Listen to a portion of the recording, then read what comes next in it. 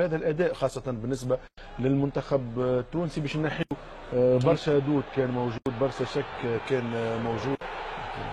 هذا الهدف الاول معناها مره اخرى نعيدوه، ورجل المباراه بصراحه معناها محمد امين بن عمر من بدايتها الى نهايتها. هذا الهدف الاول نخلي الحاكم.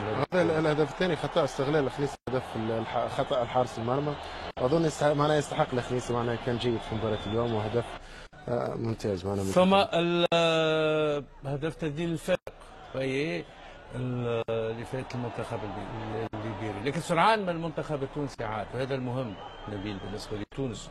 حسينا شويه بالاخطار، الحمد لله الهدف جاء بسرعه بالنسبه للمنتخب التونسي. تسديده متميزه جدا من وهبي الخزري، صابر تبع الكره، طبعا حارس المرمى يتحمل مسؤوليه كبيره، لكن صابر تبع الكره ووضع الكره في الشباك.